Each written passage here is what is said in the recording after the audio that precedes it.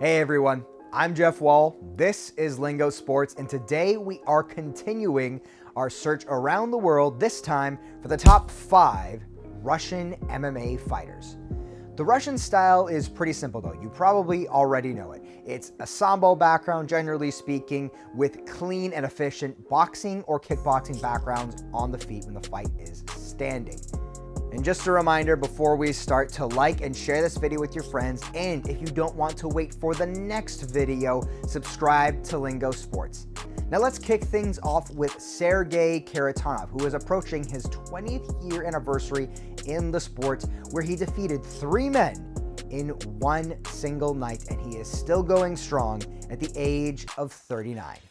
To be honest, I'm shocked Kharitonov is still fighting. He's been in some wars with the absolute best heavyweights, and he's been on the receiving end of some bad losses. But one thing you cannot deny is Kharitonov is resilient. With over 40 fights to his name, he's been clobbering the best of them. Lenton Vassell, Roy Nelson, Andrei Arlovsky, Josh Barnett, Matt Mitrione, Fabricio Verdum, Sokoju, Fedor, Overeem, and more are all on his resume. That is a list with some of literally the top 5 best heavyweights of all time. And remarkably, Sergey is still going.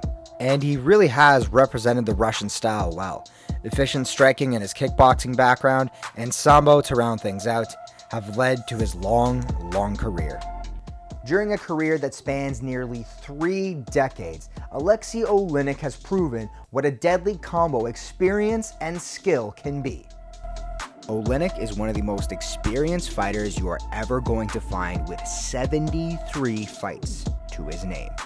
Yes, that's right, I said 73 fights to his name, with a very good win-to-loss ratio, something you almost never see in someone fighting that much for this long. In fact, Oleinik has been fighting since 1996. I barely knew how to speak at that point. I still barely do now, but you get the point. If the fight hits the mat, Oleinik has one of the best submission games you can find, with a gauntlet of chokes, including the 2 lone Ezekiel chokes in UFC history. He can do this against the freshest, most athletic heavyweights. In every bout, you can see the years of experience and dedication paying off in the cage. In a sport where the young lions eat the old, that is not the case of Alexei Oleinik. Okay, here we have a real test of your fandom. If you don't know the name Vitaly Minakov, you're not an MMA fan, you're a UFC fan. And there's nothing wrong with that, it's fine, I'm just saying. Vitaly Minakov, one of the many sambo experts coming into MMA, is a destroyer of men. Across 22 bouts with only 1 blemish being a close decision to Czech Congo, Minakov has finished the fight in all but 3 of his pro bouts. His ground and pound is some of the best in the heavyweight division, with amazing control that allows him to stick to fighters like glue and striking mechanics that deliver the most power possible to whoever is unlucky enough to find themselves underneath him. He is also one of the few heavyweights in the world with a legitimate submission game to top it all off. Minakov, while not being the cleanest fighter on the feet, has the IQ and the power to drop any heavyweight. His wins include Czech Congo, Alexander Volkov, Bigfoot, Josh Copeland, Tim Johnson, and Tony Johnson. This fighter was one of the most talked about prospects since Kamaru Usman and Khabib Nurmagomedov. But now, as the UFC's 135-pound champion, Petr Yan is writing a legacy that can make him an all-time great. Yan's strength compared to other 135ers is absurd, and when he gets a hold of them, it's a whole nother game. Most top fighters at bantamweight are great scramblers who move effortlessly off their backs. But you wouldn't know that if you just watched the Russians' fights, because they look like they're trapped underneath a boulder. The forward pressure of No Mercy is so emblematic of many Russian fighters before him, and he does not take a backward step, crowding other fighters, trying to break bones with every single strike he throws.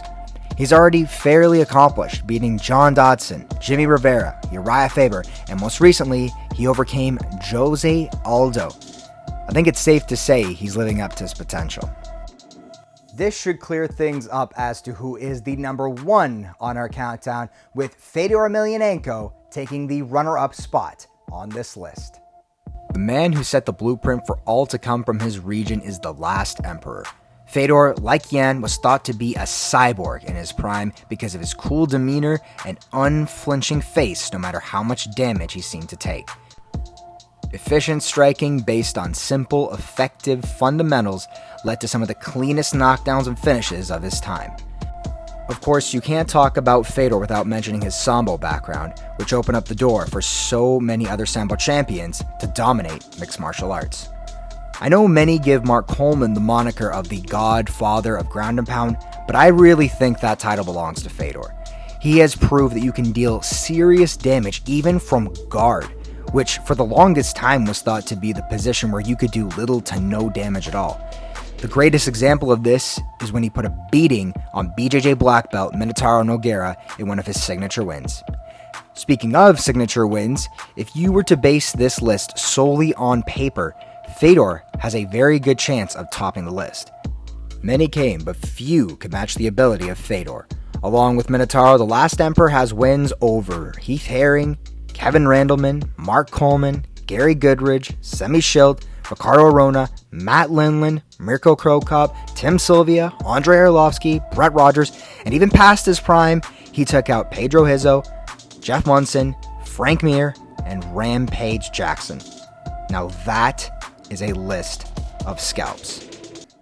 Shockingly, after 40 fights, Alexander Volkov is still just 31 years old. But in heavyweight terms, that basically makes you a baby.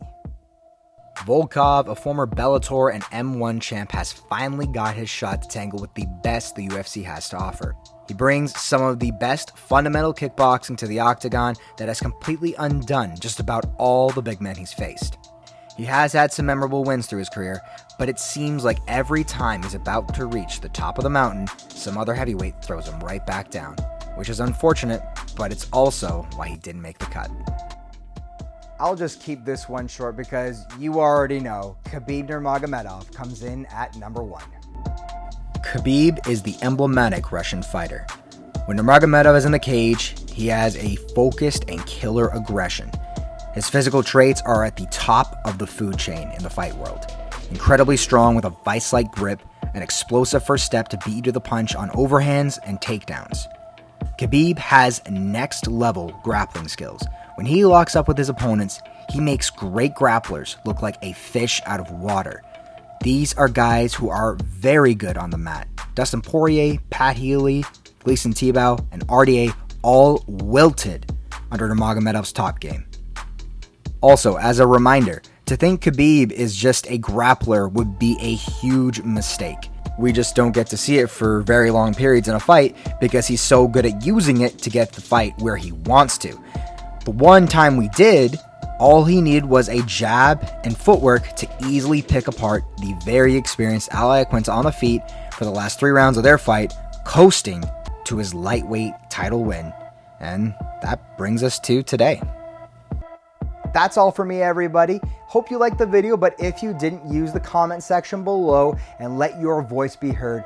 Like and share the video around, and more importantly, subscribe to Lingo Sports for more. Take care.